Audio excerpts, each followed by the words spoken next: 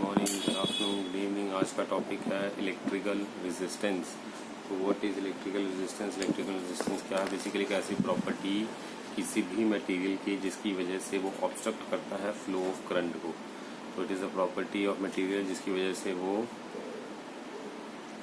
जो फ्लो है electric current का उसको ऑब्स्ट्रक्ट करता है या उसको रोकता है। That is electrical resistance. किसी भी मटेरियल के अंदर अगर कोई ऐसी प्रॉपर्टीज है जिसकी वजह से वो करंट को फ्लो नहीं करने देता, that is called electrical resistance. तो रेजिस्टेंस जो है ये बेसिकली अगर आपसे कोई पूछे कि क्या होता है तो आंसर इज रेजिस्टेंस जो होता है वो रेशियो होती है वोल्टेज और करंट की। अगर मैं कंपेयर करता हूँ इसको ओम्स लॉ के साथ तो हम क्या देखते हैं, V is proportional to I, V is IR, R क्या है रेजिस्टेंस, और कार की वैल्यू जो है कांस्टेंट हम बोल रहे हैं, लेकिन ज़रूरी नहीं है कि आर हमेशा कांस्टेंट हो। आर हमेशा कांस्टेंट नहीं होता। आर कई टर्म्स के अंदर वेरिएबल भी होता है। सो ओम्स लॉ जो है it is not always holds good for all the conditions. तो यूनिट्स की अगर मैं बात करूंगा, यूनिट्स क्या है रेजिस्टेंस के? Voltage upon ampere. तो इसका यूनिट जो होगा वोल्टेज का यूनिट और एम्पियर की रेशियो होती है, इसको रेजिस्टेंस बोलते हैं, या फिर इसको कई बार और we also call it Ohm's. तो उसको हम ओम्स में भी रिप्रेजेंट करते हैं। इसके बाद आता है व्हाट इज द कॉज, कारण क्या है रेजिस्टेंस का? रेजिस्टेंस होती तो होती क्यों है? तो इसका रीजन है कि जो हमारे पास करंट फ्लो करता है एक डायरेक्शन में, तो इलेक्ट्रॉन्स फ्लो करेंगे उसके ऑपोजिट डायरेक्शन में। अगर करंट फ्लो करेगा एक डायरेक्शन में तो इलेक्ट्रॉन्स फ्लो करेंगे उसके ऑपोजिट डायरेक्शन में। दैट इज अगर करंट लेफ्ट टू राइट जा रहा है तो इलेक्ट्रॉन्स राइट टू लेफ्ट जाएंगे। तो इसका मतलब ये हुआ कि देयर एग्जिस्ट कुछ कर्नल्स होते हैं कंडक्टर के अंदर, और ये जो कर्नल्स हैं, इन कर्नल्स बेसिकली क्या होता है, कर्नल जैसे मैंने बताया था जब इलेक्ट्रॉन एक जगह से चला जाता है तो वेकेंट स्पेस जो बचती है उसको हम कर्नल्स बोलते हैं। तो जब भी इलेक्ट्रॉन्स मूव करते हैं एक डायरेक्शन से दूसरी डायरेक्शन में, तो उसके ऑपोजिट डायरेक्शन में क्या हम ऑब्जर्व करते हैं, हमारे पास इलेक्ट्रॉन्स फ्लो होते हैं। तो ऑल्सो हमारे पास वहाँ पर एग्जिस्ट करते हैं कर्नल्स कंडक्टर के अंदर, और ये जो कर्नल्स होते हैं ये इलेक्ट्रॉन्स को जो स्ट्राइक करते हैं कर्नल्स, तो उनकी स्पीड जो है इलेक्ट्रॉन की कर्नल के साथ स्ट्राइक करने के बाद उनकी स्पीड जो है वो कम हो जाती है। तो अगर उसकी स्पीड कम हो जाएगी तो हम क्या देखते हैं, कोलिशन जो है बेसिकली स्पीड कम कर रहा है। तो स्पीड कम करने की वजह से क्या होगा, इलेक्ट्रॉन्स जो है अब दूसरे एंड पे कुछ पहुंचेंगे कुछ नहीं पहुंचेंगे। पर दूसरे एंड पे इलेक्ट्रॉन्स नहीं पहुंच रहे तो ये बेसिकली हम क्या बोलेंगे कि ये एक रेजिस्टेंस जो है उसको इंडिकेट करेगा। तो रेजिस्टेंस क्या हुआ, opposition to the flow of current. उसका रीजन क्या हुआ, इलेक्ट्रॉन्स कर्नल्स के साथ स्ट्राइक करते हैं। स्ट्राइकिंग की वजह से क्या होता है, इलेक्ट्रॉन्स जो है दूसरे एंड पे नहीं पहुंचते, जिसकी वजह से हम बोलते हैं कि ये प्रॉपर्टी है मटेरियल की जिसकी वजह से इलेक्ट्रॉन नहीं पहुंच पा रहे, बीच में कर्नल्स के साथ टकरा रहे हैं, तो हम बोलेंगे कि रेजिस्टेंस का कॉज है ये। तो moving to the next, okay, हमारे पास नेक्स्ट आ जाएगा sir formula of electrical resistance. What is the formula for electrical resistance? Formula में हम क्या देख रहे हैं कि जैसे कि हमें पता है कि अगर आई करंट है तो हमने इसका पीछे फॉर्मूला पढ़ा हुआ है करंट आई के लिए, I is equal to V D E N A. जो वी डी है वो ड्रिफ्ट वेलोसिटी है इलेक्ट्रॉन की। फॉर्मूला जो है ड्रिफ्ट वेलोसिटी का वो क्या है, V D is equal to E we tau upon M L. और यहाँ पर वी जो है पोटेंशियल है, ई जो है चार्ज है इलेक्ट्रॉन का, एम जो है मास, एल जो है लेंथ, और टाउ जो है इसकी रिलैक्सेशन टाइम है। तो हमारे पास एक expression I equal to V D N A है, दूसरा एक्सप्रेशन वी डी का हमारे पास E we tau upon M L है, और ये पैरामीटर्स हैं। तो अगर मैं सेकंड इक्वेशन को, वी डी की वैल्यू को फर्स्ट इक्वेशन यहाँ पर अगर मैं पुट करूँगा तो मेरे पास आई का फॉर्मूला क्या आ जाएगा, e we tau upon M l into e N a. तो आई आ जाएगा e into e square v tau n a upon M l. तो आई अपॉन वी की अगर मुझे रेशियो निकालनी है तो आई वी को रीअरेंज करके मैं लिख सकता हूँ I upon V is equals to V upon I is equals to M L upon N E square tau A. तो मैंने क्या करा, ये आई नीचे ले आया, बाकी यहीं पे V upon I is equals to this. ये सारे पैरामीटर्स अगर आप ध्यान से देखें, mass of electron, length of conductor, number of electrons per unit volume, charge on electron, relaxation time और एरिया, सब फिक्स्ड है। तो अगर सब फिक्स्ड है तो फिक्स्ड वैल्यू को डिवाइड करने से एक नंबर आएगा, तो नंबर को हम एक रेजिस्टेंस के साथ आर सिंबल के साथ ट्रीट कर सकते हैं। तो आर की वैल्यू हमने यहाँ पर मेंशन कर दी। आर क्या है, एरिया, सॉरी आर क्या है, रेजिस्टेंस, राइट। सो इस तरह से अगर मैं बात करूं कि आर वैल्यू जो है मेरे पास वो कांस्टेंट आ गई, तो यहाँ से मैंने ओम्स लॉ को रिड्यूस कर लिया। तो ओम्स लॉ भी ये बोलता है V upon I is a constant value that is equal to ratio R. Ratio जो है वी और आई की हमारे पास रेजिस्टेंस आर को इंडिकेट करती है। तो इसके बाद हमने क्या देखा कि अगर आर का मैं फॉर्मूला देखूं तो आर का फॉर्मूला क्या होता है, rho into L upon area. R is equal to rho into L upon area. Rho का और रेजिस्टेंस का और रेजिस्टिविटी का ये रिलेशन होता है। देख, R is equal to rho into L upon A. तो रो जो है that is equal to what M into M upon N square into tau. और रेजिस्टिविटी जो है ये फिक्स्ड है एट गिवन टेम्परेचर और गिवन मटेरियल के लिए। और रेजिस्टिविटी जो है ये डिपेंड नहीं करती शेप एंड साइज के ऊपर। रेजिस्टिविटी का अगर मैं यूनिट की बात करूँ, रेजिस्टिविटी का यूनिट होता है ओम मीटर। कैसे आया सर रेजिस्टिविटी का यूनिट? रेजिस्टिविटी जो होती है R into A upon L. और मेरे पास रेजिस्टिविटी जो है वहाँ से मैं रेजिस्टेंस का unit ohm, area metre square upon length का मीटर, दोनों को डिवाइड करके मेरे पास ओम मीटर जो है इसका यूनिट आ जाएगा। तो हमारे पास रेजिस्टिविटी का यूनिट आ गया। अब इसके ऊपर बेस्ड कुछ न्यूमेरिकल्स हैं, वो हम न्यूमेरिकल डिस्कस करेंगे। तो जैसे कि क्वेश्चन में दे रखा है कि एक वायर है मेरे पास, उसकी लेंथ एल है, उसकी रेजिस्टेंस आर है, उसको मैंने खींच दिया और डबल कर दिया लेंथ को। पहले लेंथ एल थी, खींच के लेंथ डबल कर दी, तो what will be the new resistance? तो न्यू रेजिस्टेंस कितना होगा? तो उसके लिए हमें पता है कि ओरिजिनल लेंथ एल थी, उसके लिए रेजिस्टेंस का फॉर्मूला अगर मैं लगाऊँ रो इंटू एल अपॉन ए। अब रेजिस्टेंस को डबल कर दिया, 12 हो गया। अगर रेजिस्टेंस डबल करेंगे तो उसकी वजह से रेजिस्टेंस न्यू हो जाएगी, वो that will be equal to R dash, that is equal to rho into 12 upon A dash. क्योंकि रेजिस्टेंस क्योंकि लेंथ डबल करिए तो एरिया वेरी करेगा उसके अकॉर्डिंगली, तो न्यू रेजिस्टेंस हो जाएगी, that will be rho into 12 upon A dash. जब हम लेंथ को इंक्रीज करेंगे, क्योंकि दोनों वायर्स का वॉल्यूम सेम है, तो रेजिस्टेंस उसकी वजह से हमारे पास एरिया जो होगा new area, what will be that value. तो वहाँ से हमने फैच करा कि हमारे पास जो न्यू एरिया हो जाएगा that will be equal to, इस फॉर्मूला से हम ट्रीट करेंगे 1 मिनट। ओके, तो हमारे पास जो न्यू वॉल्यूम हो जाएगा that will be equals to V is equals to V initial is equals to V final. Final volume is equals to new initial volume. अब किसकी बात कर रहा हूँ सर? मैं बात कर रहा हूँ जब हमारे पास एक वायर है, उस वायर के अंदर इनिशियल और फाइनल वॉल्यूम्स अगर मैं कंपेयर करने की कोशिश करूँ तो वॉल्यूम का फॉर्मूला होता है area into length of initial is equals to area into length of final. तो area into length is equals to area into length. तो दोनों में से अगर मैं बात करूं, एरिया न्यू चेंज हो जाएगा, लेंथ में एल की जगह 12 आ जाएगा, तो L L cancel, we are left with A dash is equal to A by 2। तो न्यू एरिया ओरिजिनल एरिया का हाफ हो जाएगा।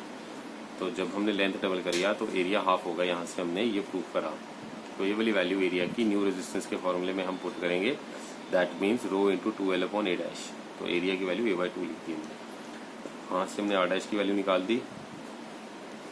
सो R dash will be equals to 4 into rho into L upon A. तो R dash is equals to 4 times are.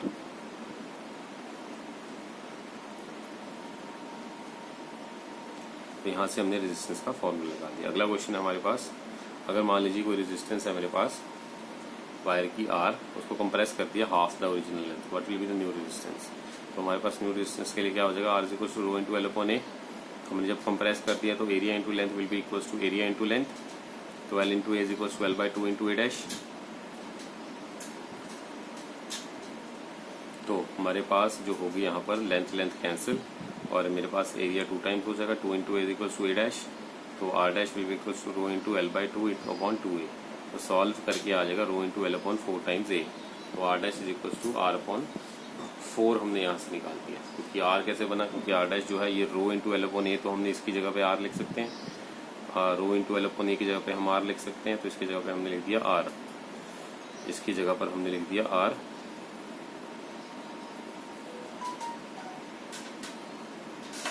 और हमारे पास are dash की value आ गई आर बाई 4। तो होप आपको क्लियर हो गया। हाँ सर, पहले फॉर्मूला लगाया, फिर न्यू हमने एरिया निकाला, लेंथ को हमने जब आधा कर दिया तो एरिया डबल हो गया, लेंथ को आधा कर दिया तो एरिया डबल हो गया। पहले इसको पुट करा न्यू रेजिस्टेंस में, तो वहाँ से हमने जो वैल्यूज थी रो एल अपॉन ए की जगह हमने हटा के आर लिख दिया, और नीचे 2 2 सा 4 बचा था, तो R dash will be R by 4। हमारे पास न्यू रेजिस्टेंस आ जाएंगे इस तरह से। ओके, तो इस तरह से हम जो है किसी भी मटेरियल का रेजिस्टेंस जो है वो निकाल सकते हैं। होप आपको ये चीज़ क्लियर हो गया। अब इसके बाद हमारा नेक्स्ट टॉपिक है what will be the effect of temperature on the conductor. Okay, तो हमारा नेक्स्ट टॉपिक होगा effect of temperature on the resistance और रेजिस्टिविटी ऑफ द कंडक्टर। तो टेम्परेचर का क्या इफेक्ट होता है रेजिस्टेंस या फिर रेजिस्टिविटी के ऊपर? तो टेम्परेचर की बात करें तो हमने आर का फॉर्मूला पढ़ा हुआ है M into L upon N square tau A. यहाँ पर m है मास ऑफ इलेक्ट्रॉन, l है length of conductor, n is number of free electrons per unit volume, e is the charge on electron, tau is the relaxation time. तो अगर मैं इस फॉर्मूले के ऊपर बात करूँ कि इस फॉर्मूले की वजह से, इस फॉर्मूले के ऊपर अगर मैं टेम्परेचर की वेरिएशंस के साथ चेक करता हूँ तो फॉर्मूले में क्या वेरिएशंस आती हैं, तो हम उस पर बात करने वाले हैं कि अगर एक रेजिस्टेंस के ऊपर टेम्परेचर की वेरिएशंस की वजह से क्या क्या वेरिएशंस आती हैं उसके ऊपर बात करने वाले हैं। तो हमने इसके लिए रेजिस्टेंस का जो जनरल फॉर्मूला भी पीछे पढ़ा है, that is m into L upon n into e square into tau into A, mass of electron, length of the conductor, number of electrons per unit volume, यानी कि electron density, charge on electron, relaxation time and area. तो ये हमारे पास parameters हैं इसके basis पे हम पढ़ने वाले हैं हमारे पास क्या इम्पैक्ट पड़ेगा।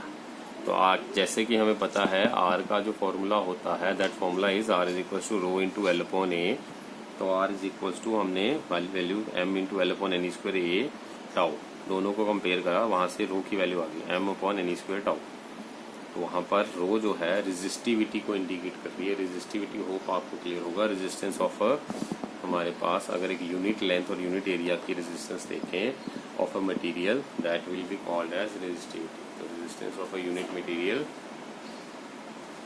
Having resistance of a material having unit area and unit length, अगर उसकी रेजिस्टेंस की बात करूं तो मैं बोल सकता हूं ये है रेजिस्टिविटी। जैसे कि मान लीजिए ये वायर है, इस वायर के अंदर कुछ इस तरह से समझिए, ये एक वायर है, इस वायर की पूरी रेजिस्टेंस लेटर से ये मेरे पास वायर जो है ये है 2 मीटर लंबा। तो 2 मीटर लंबा वायर का 2 ओम रेजिस्टेंस। तो मैंने क्या करा, इसका एक यूनिट एरिया यहाँ से निकाल लिया ये। तो इस वायर का मैंने एक यूनिट एरिया ये निकाल दिया। तो ये यूनिट एरिया है मान लीजिए 1 मीटर लंबा और इसका एक एरिया है यूनिट, ये एरिया है 1 यूनिट। तो 1 यूनिट की जितनी रेजिस्टेंस होगी उसको हम बोलेंगे रेजिस्टिविटी। तो 1 यूनिट की जितनी रेजिस्टेंस होगी उसको हम बोलेंगे resistivity, that is called the resistivity. तो हमारे पास रेजिस्टिविटी जो है किस पे डिपेंडेंट होती है, answer is mass of electron, number of या फिर electron density, charge on electron and relaxation time. तब हम देखेंगे कि अलग अलग मटेरियल्स के अंदर क्या वेरिएशंस आती हैं अगर हम चेंज करते हैं टेम्परेचर को, और क्या इम्पैक्ट पड़ता है टेम्परेचर चेंज करने का रेजिस्टेंस के ऊपर और रेजिस्टिविटी के ऊपर। सबसे पहले हम बात करेंगे कंडक्टर्स के लिए। So for the case of conductors, अगर मैं इंक्रीज करता हूं टेम्परेचर तो ये क्या इम्पैक्ट करेगा, ये इम्पैक्ट करेगा नंबर ऑफ फ्री इलेक्ट्रॉन्स के ऊपर पर यूनिट वॉल्यूम, रिलैक्सेशन टाइम, क्योंकि टेम्परेचर इंक्रीज करता है तो ये इंक्रीज करता है वाइब्रेशंस इलेक्ट्रॉन की, और इसकी वजह से क्या होता है, इंक्रीज करता है collision and relaxation time decrease होता है। और क्योंकि हमें पता है जो टाउ है ये डिक्रीज कर रहा है और रेजिस्टेंस जो है वो इंक्रीज कर रही है। दोबारा ये है कि अगर टेम्परेचर बढ़ गया, टेम्परेचर के बढ़ने से क्या होगा, ये नंबर ऑफ इलेक्ट्रॉन्स जो फ्री होते हैं टेम्परेचर बढ़ाने से एक यूनिट वॉल्यूम के अंदर वो बढ़ जाएंगे। इलेक्ट्रॉन का मटेरियल का टेम्परेचर बढ़ाया, मटेरियल का टेम्परेचर बढ़ाने से उसके अंदर के जो इलेक्ट्रॉन्स उनको काइनेटिक एनर्जी मिली, वो अपने आउटर मोस्ट शेल से बाहर निकले, बाहर निकलने की वजह से फ्री हो गए हैं, फ्रीली मूव कर पा रहे हैं। फ्रीली मूव करने की वजह से अब वो रिलैक्स नहीं घूम पा रहे। अगर रिलैक्स नहीं घूम पा रहे तो मतलब रिलैक्सेशन टाइम जो है उसका अगर वो रिलैक्सली चल पा रहे हैं तो टेम्परेचर इंक्रीज करने से अब वाइब्रेशंस ज़्यादा होंगी इलेक्ट्रॉन्स के अंदर। एक वाइब्रेशन ज़्यादा होने का मतलब यह हुआ कि इलेक्ट्रॉन्स की कोलिजन ज़्यादा होंगी, कोलिजन ज़्यादा होंगी तो रिलैक्सेशन टाइम कम हो जाएगा, क्योंकि फ्रीली घूम नहीं पा रहे। अगर फ्रीली नहीं आप वो मूव कर पा रहे हैं, ज़्यादा कोलाइड कर रहे हैं, तो रिलैक्स कम टाइम के लिए हो पा रहा है, तो रिलैक्सेशन टाइम कम हो गया। इस तरह से याद रखना होता है। तो अगर रिलैक्सेशन टाइम कम होगा तो अगर मैं इस फार्मूले के अंदर देखूँ, अगर tau that is relaxation time अगर ये बढ़ जाएगा तो ये रो दैट इज रेजिस्टिविटी, इसके बढ़ने से ये कम हो जाएगा रेजिस्टिविटी। अगर टाउ बढ़ेगा तो रेजिस्टिविटी या फिर रेजिस्टेंस को ये कम करेगा। तो मतलब इंक्रीज करने से टेम्परेचर ये चीज़ हो रही है। अब दूसरी स्टेटमेंट सुनिए, उसमें क्या है कि अगर मैं टेम्परेचर को बढ़ा रहा हूँ तो एटम्स जो हैं ये गेन कर रहे हैं एनर्जी, आउटर मोस्ट शेल से बाहर आने की वजह से फ्रीली मूव कर रहे हैं। अब मूव करने की वजह से इनके अंदर की जो है आयनाइजेशन एनर्जी बढ़ रही है। ठीक है, मतलब number of free electrons per unit volume बढ़ रहे हैं। तो अगर number of free electrons per unit volume बढ़ रहे हैं तो मतलब n की वैल्यू जो है वो इंक्रीज हो रही है। अगर n की वैल्यू जो है वो इंक्रीज हो रही है, n की वैल्यू जो है अगर वो डिक्रीज हो रही है तो रेजिस्टिविटी जो है वो डिक्रीज हो जाएगी। अगर n की वैल्यू जो है इंक्रीज हो रही है, इसका मतलब क्या है, इसमें इट मीन्स रेजिस्टेंस जो है वो डिक्रीज हो रही है। अगर रेजिस्टेंस डिक्रीज हो रही है तो रेजिस्टिविटी जो है वो डिक्रीज हो जाएगी। ध्यान से देखिए इस फॉर्मूले के अंदर अगर n बढ़ेगा तो ये कम होगा। जैसे पिछले वाले में था, पिछले वाले की स्टेटमेंट में क्या करेक्शन थी कि हमारे पास रिलैक्सेशन टाइम कम हो रहा है। अगर टाउ रिलैक्सेशन टाइम कम हो रहा है तो रेजिस्टिविटी बढ़ेगी, अगर ये बढ़ रहा है तो ये कम होगा, ऐसे ही होगा ना। अब पिछले वाले सिनेरियो में सर ने बताया था कि रिलैक्सेशन टाइम कम हो रहा है, तो अगर रिलैक्सेशन टाइम कम होगा, अगर रिलैक्सेशन टाइम कम होगा तो ये बढ़ जाएगा। अब अगर n बढ़ेगा तो ये कम हो जाएगा, ठीक है। तो अब ये दो कॉन्ट्राडिक्टरी स्टेटमेंट हो रही है, एक तरफ से ये कम हो रहा है और ये बढ़ रहा है, अब दूसरी तरफ से ये बढ़ रहा है क्योंकि नंबर ऑफ इलेक्ट्रॉन्स बढ़ रहे हैं टेम्परेचर इंक्रीज करने से, तो ये कम हो रहा है, ठीक है, तो ये कम हो रहा है, ठीक है। मतलब रेजिस्टेंस के अंदर ये दो कॉन्ट्राडिक्टरी स्टेटमेंट सर ने दे दी। अब इसका मतलब दोनों में से जीतेगा कौन, ये जीतेगा या ये जीतेगा, तो आंसर इज उनके अंदर क्या होता है कि अगर नंबर ऑफ इलेक्ट्रॉन्स और बढ़ते हैं और रिलैक्सेशन टाइम कम होता है तो दोनों में से ट्रेड ऑफ चलता है। ट्रेड ऑफ का मतलब ये हुआ कि दोनों में से कौन सा पैरामीटर है जो ज्यादा इम्पैक्ट डालेगा, उस पैरामीटर के हिसाब से जजमेंट्स होंगी। तो हमने यहाँ पर क्या देखा, रेजिस्टेंस के बढ़ने से टाउ कम हो रहा है, रेजिस्टेंस के कम होने से नंबर ऑफ n की वैल्यू बढ़ रही है। तो ये कॉन्ट्राडिक्टरी स्टेटमेंट है, इसको क्लियर करने के लिए हमने क्या देखा, क्योंकि हमें पता है कि जो कंडक्टर्स के अंदर 10⁻29 फ्री इलेक्ट्रॉन्स होते हैं 1 मीटर क्यूब के अंदर रूम टेम्परेचर पे, तो इसका मतलब क्या है, ये बहुत ही लार्ज क्वांटिटी है। तो इट मीन्स ये जो है फर्दर इंक्रीज इन टेम्परेचर की वजह से ये चीज इनसिग्निफिकेंट बन जाती है, और ज्यादा टेम्परेचर बढ़ाओ, पहले ही 10⁻29 इलेक्ट्रॉन्स अवेलेबल है तो उससे ज्यादा इलेक्ट्रॉन्स अब और अवेलेबल नहीं हो सकते। तो नहीं होने का मतलब ये हुआ ज्यादा टेम्परेचर बढ़ा लो और कितने बढ़ जाएंगे, पहले 10⁻29 तो पड़े हैं, तो ज्यादा इम्पैक्ट नहीं डलता ज्यादा टेम्परेचर बढ़ने में। तो ये ऑलमोस्ट वैल्यू एक फिक्स्ड टेम्परेचर के इंक्रीज के बाद ये वैल्यू कांस्टेंट बन जाती है, तो इसका ज्यादा इम्पैक्ट नहीं पड़ता। तो इसलिए हमारे पास इसका जो कॉन्सेप्ट है वो इनसिग्निफिकेंट हो जाता है। तो इम्पैक्ट जो है n का वो r के ऊपर नहीं पड़ता या रो के ऊपर इतना डोमिनेटिंग नहीं रहता, ओनली रिलैक्सेशन टाइम जो है उसकी वैल्यू ज्यादा बड़ी हो जाती है। तो इसलिए इम्पैक्ट जो है सिर्फ टाउ का देखा जाता है, n का इम्पैक्ट नहीं देखा जाता। तो होप आपको ये चीज क्लियर हो गया। अब हमारे पास होगा ग्राफ।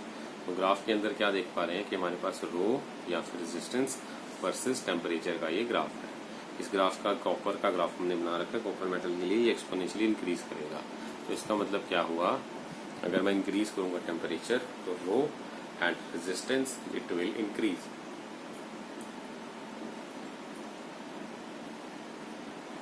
रो और आर जो है ये इंक्रीज करेंगे। और सेमीकंडक्टर्स की मैं बात करूं, सेमीकंडक्टर्स के लिए जैसे कि जर्मेनियम हो गया और सिलिकॉन हो गया, इनकी अगर मैं बात करूं, इनके लिए क्या होता है, डबल रिलैक्सेशन टाइम डिक्रीज करता है। तो ये क्या करेगा, ये इंक्रीज कर देता है रेजिस्टेंस को, मतलब आर इंक्रीज करेगा और रो इंक्रीज करेगा। एज अगर n that is the number of electrons per unit volume वो इंक्रीज करेंगे तो आर यानी कि रेजिस्टेंस को डिक्रीज करेगा एंड रो वो भी डिक्रीज करेगा। सिमिलरली फॉर सेमीकंडक्टर्स क्या होता है, रूम टेम्परेचर के ऊपर इनके अंदर होता है नेग्लिजिबल फ्री इलेक्ट्रॉन्स। तो मतलब अगर मैं इंक्रीज करूंगा टेम्परेचर तो number of free electrons per unit volume increase करते हैं to a large extent. Semiconductor germanium silicon के लिए रिलैक्सेशन जो टाउ है वो कम होता है, तो इंक्रीज कर देगा रेजिस्टेंस को। अगर ये रेजिस्टेंस को इंक्रीज कर देगा उस फॉर्मूले के अकॉर्डिंगली। सिमिलरली एन अगर मैं बात करूं number of electrons per unit volume, तो number of electrons per unit volume अगर बढ़ेंगे तो आर के रेसिप्रोकल में था वो, तो इसलिए एफ डिक्रीज हो जाएगा और रेजिस्टिविटी भी डिक्रीज हो जाएगी। सो इसका मतलब ये हुआ सेमीकंडक्टर्स के अंदर रूम टेम्परेचर के ऊपर ज़्यादा फ्री इलेक्ट्रॉन्स नहीं होते। जैसे ही हम टेम्परेचर को इंक्रीज करते हैं नंबर ऑफ फ्री इलेक्ट्रॉन्स बढ़ जाते हैं। तो number of free electrons per unit volume बढ़ने से बहुत ही लार्ज एक्सटेंट तक बढ़ने की वजह से क्या होता है कि इसका इम्पैक्ट सिग्निफिकेंट हो जाता है। अगर इसका इम्पैक्ट बढ़ जाएगा या सिग्निफिकेंट हो जाएगा तो ये फैक्टर जो होगा हमारे पास तो इसका इम्पैक्ट अगर सिग्निफिकेंट हो जाएगा तो ये फैक्टर जो होगा इंक्रीज इन टेम्परेचर का ये ज़्यादा सिग्निफिकेंट होगा और बाकी फैक्टर्स जो होंगे उनका इम्पैक्ट जो होगा लाइक रिलैक्सेशन टाइम फैक्टर वो कम हो जाएगा and it will not impact जो हमारे पास इंक्रीज इन टेम्परेचर फैक्टर हो रहा है। सो इसका मतलब ये हुआ इट इज़ फाउंड एक्सपेरिमेंटली के ओवरऑल रेजिस्टेंस जो है डिक्रीज करती है। तो इसकी वजह से ओवरऑल रेजिस्टेंस जो है डिक्रीज करती है। तो हमने क्या सीखा सेमीकंडक्टर्स में रूम टेम्परेचर पे कोई ज़्यादा इफेक्ट नहीं। जैसे टेम्परेचर बढ़ा नंबर ऑफ इलेक्ट्रॉन्स बढ़ गए टेम्परेचर बढ़ने की वजह से तो ये वाला इम्पैक्ट ज़्यादा पड़ेगा और रिलैक्सेशन टाइम फैक्टर डिक्रीज हो जाएगा, वो ज़्यादा फर्क नहीं पड़ेगा उसका, ठीक है, टेम्परेचर फैक्टर के साथ। तो एक्सपेरिमेंटली ओवरऑल आर जो है वो कम हो जाता है। तो ग्राफिकली अगर प्लॉट करने के लिए पूछें तो रेजिस्टेंस या रेजिस्टिविटी का टाइम के साथ ये रिलेशन हमें देखने को मिल रहा है कि एक्सपोनेंशियली डिके कर रहा है। और अब हम बात करेंगे अलॉयज के लिए। अलॉयज यानी कि मिक्सचर ऑफ टू, जैसे कि नाइक्रोम एग्जांपल में हमने लिखा हुआ है। नाइक्रोम जैसी वायर जो होती हैं उसके अंदर हम क्या देखते हैं, लाइक नाइक्रोम हीटिंग एलिमेंट है ये, या मैग्नीन हम ले सकते हैं। ऐसे अलॉयज के अंदर क्या होता है अगर मैं इंक्रीज करता हूँ या डिक्रीज करता हूँ टेम्परेचर तो हमारे पास रिजो और आर के नियरली अनअफेक्टेड होते हैं।